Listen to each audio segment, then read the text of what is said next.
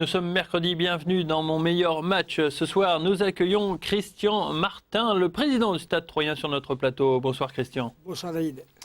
Président du Stade Troyen, mais supporter de foot, supporter acharné de foot aussi. Oui, toujours depuis une quinzaine d'années. On ne compte plus. On compte plus.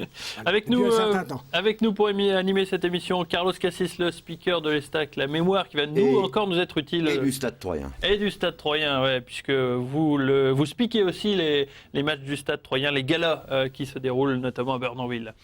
Bonsoir Carlos. Bonsoir. Allez, un match intéressant ce soir, on ne peut plus intéressant puisque c'était l'un des déplacements les plus attendus de l'Estac en 2001. C'était le match qui se déroulait à Leeds, le match aller entre Leeds et l'Estac, un déplacement qui est resté dans toutes les mémoires, Carlos. Oui, parce que l'Estac avait tiré un gros morceau, avait fait une campagne qui lui avait européenne, une première campagne européenne qui lui avait permis de remporter l'Intertoto. Éliminant en finale d'ailleurs, battant en finale Newcastle, donc ce qui avait d'ailleurs impressionné l'équipe de Leeds.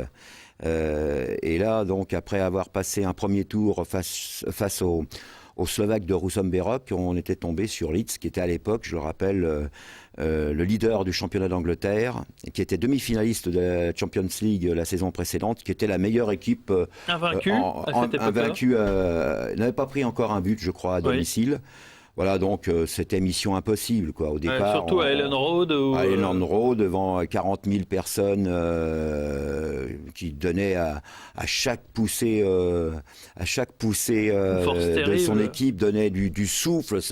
Dans les tribunes, moi j'y étais, donc on se sentait tout petit, on se dit c'est pas possible. On va prendre une fessée, quoi. Valise. On va regarder les images de ce match en votre compagnie pour s'apercevoir que ça démarre très très vite ce match. Il fallait être attentif parce que dès la 6e minute, l'Estac encaisse le premier but. Ouais, et quel but de Viduka, donc l'Australien qui était la terreur à l'époque de toutes les défenses. Et donc, aux 6 minutes de jeu, on perd déjà 1-0. Il y avait déjà eu 2 ou 3 occasions nettes avant. On était à la rue, quoi. On était débordés, dépassés. Voilà. Et pourtant, on avait une belle équipe. Mais là, on s'est dit à ce moment-là, oh là là. Qu'est-ce qui nous attend ? Justement, Christian, vous étiez inquiet, vous, dans les tribunes, puisque vous y étiez, évidemment. Qu'est-ce qu'on se dit à ce moment-là, où un but au bout de 6 minutes, qu'est-ce qui va se passer ? Forcément, surtout qu'on était dominé dans tous les compartiments du jeu. On n'arrivait pas à garder le ballon. Et là, on le voit sur les images. À chaque fois, on perd les ballons et eux en profitent. Et on avait donc les 2 Australiens, là, dans Viduka. Effectivement, il ne fallait pas les laisser traîner un ballon. On va voir ça avec la suite de ce match. Un deuxième but inscrit ensuite par Lee Bowyer, qui n'est pas australien mais qui était efficace tout autant. Je crois qu'il marque à la 20e minute de jeu, Carlos. 23e, c'est franchement c'est pas engageant pour l'Estac. 2-0 au bout de 23 minutes de jeu à l'extérieur. Le match n'est pas plié, mais bon, on se dit qu'il reste 60 minutes derrière, enfin un peu plus de 60 minutes. Et puis on était toujours ballottés, on était toujours débordés, on n'arrivait plus à sortir un seul ballon. C'était vraiment fort à l'amour, quoi. Ouais, puis il y avait ce public anglais qui chantait. Impressionnant. Fantastique. Celui qui a jamais vu un match en Angleterre, il ne sait pas ce que c'est que le football. Heureusement, avant la pause, Patrice Loco réussit à réduire le score. Un peu la surprise générale. Une surprise, une erreur d'ailleurs. Anglaise. Ils font une erreur, d'ailleurs on va le voir là. Il y a une erreur.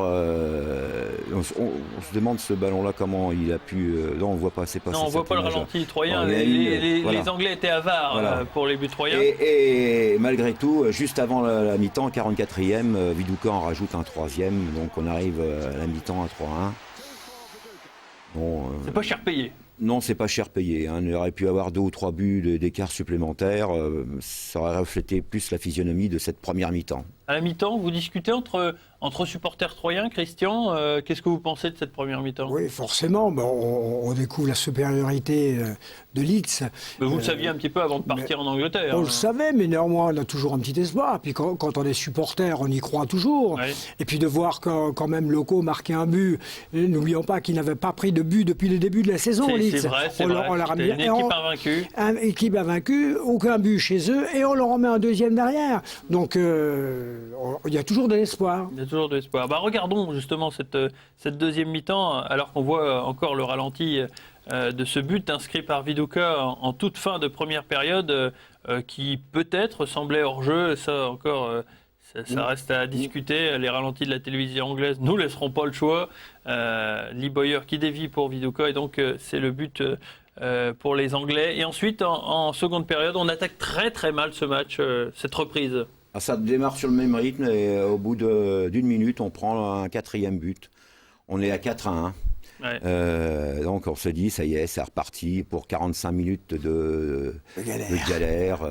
D'autant que là, on ne va pas avoir les images, mais à la 49e, donc 3 minutes plus tard, on va se retrouver à 10, puisque Méniri, dans un geste un petit peu désespéré, est obligé de faire une faute.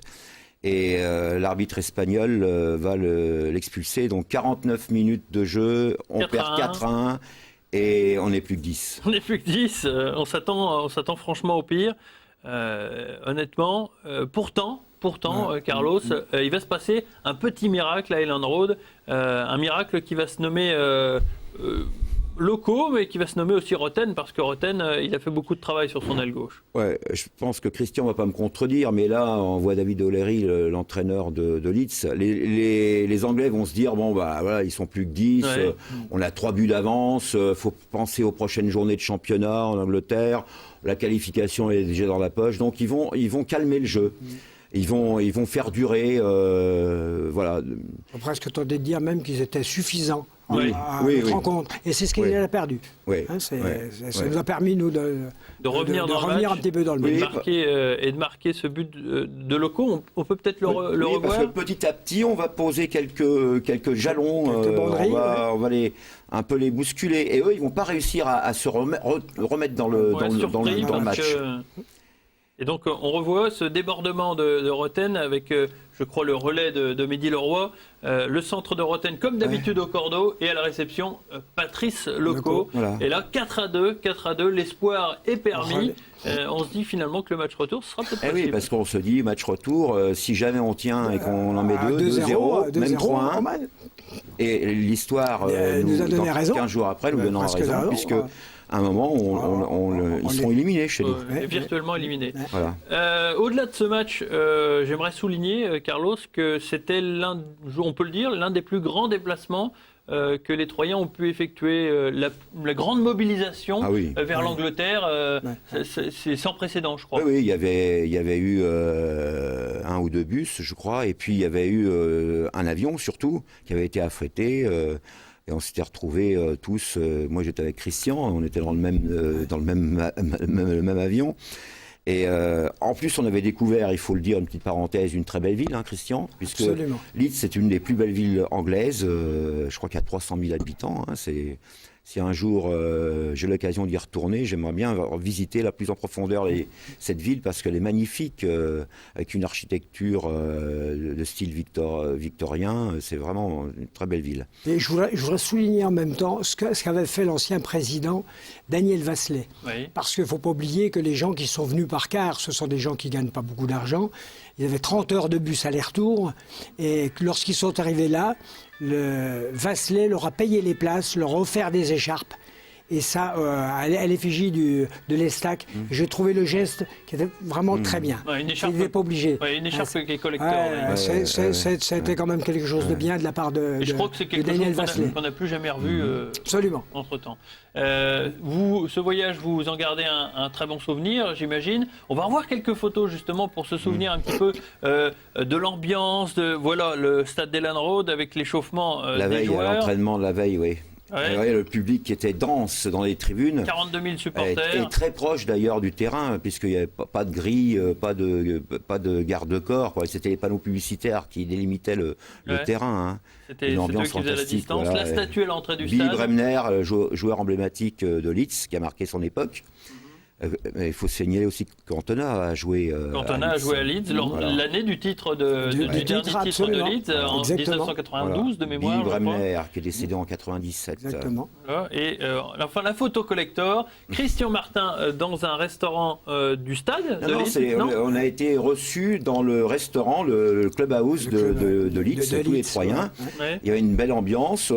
contrairement à ce qu'on craignait, on a bien mangé. Oui. Et par contre, pendant toute la durée du repas, On a vu que des buts de Leeds. voilà, ils nous ont, sur les écrans, ils nous ont diffusé que les buts de Leeds. Ils nous ont D'accord. Depuis les déjà 16 mis- ans. On était déjà mis en condition. Voilà. Et comment ça s'est passé, Christian, après le match?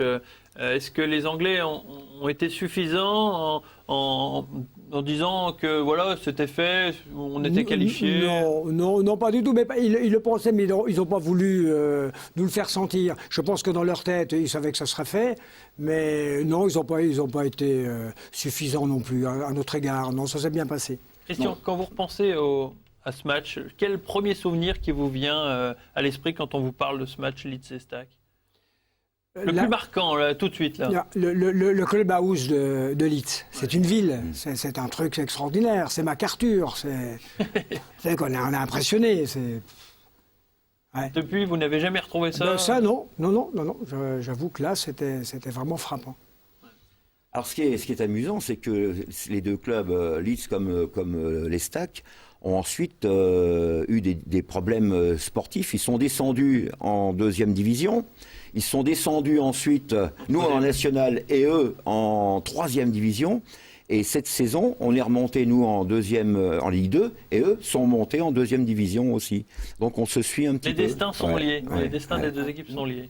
Donc ce match a eu lieu il y a presque 9 ans, jour pour jour, je crois. Oui, c'était le 18 octobre. 18 octobre, vous avez gardé un bon souvenir puisque vous avez en votre possession le programme du match. Le programme collector, bien entendu. C'est pas un programme de rigolo. Ah quand non, même, c'est un gros programme avec beaucoup de pages consacrées à l'Estac, avec des photos des joueurs troyens. Enfin, c'était documenté, très complet. Très complet, ce qui voulait dire que Leeds nous a très bien reçus. Je voudrais aussi dire que les supporters de Leeds, il n'y a eu aucune agressivité. Oui, c'était pour voir un match de football. C'était bon enfant, pas d'hooligans à Elland Road. Ça faisait partie de ces choses-là, le déplacement. C'était vivre le football anglais pleinement. Ah oui, fantastique. Bah, À la sortie, il y avait les policiers à cheval qui canalisaient. Il n'y a aucun débordement, aucune agression. À la mi-temps, on est allé partager des bières avec les supporters de Leeds. Bon enfant. Très bonne ambiance. Ça reste un grand moment de votre vie de supporter. Oui, sûrement. Oui. Ah oui. Merci d'avoir partagé avec nous ce petit moment de votre vie, Christian. Un moment inoubliable, Leeds-Estac, quelque chose qui restera ancré à jamais. Absolument. Merci Carlos d'avoir évoqué aussi ce pan de la mémoire de l'Estac. On se donne rendez-vous la semaine prochaine? Avec plaisir. Mercredi prochain pour un nouveau numéro de Mon Meilleur Match. À très bientôt.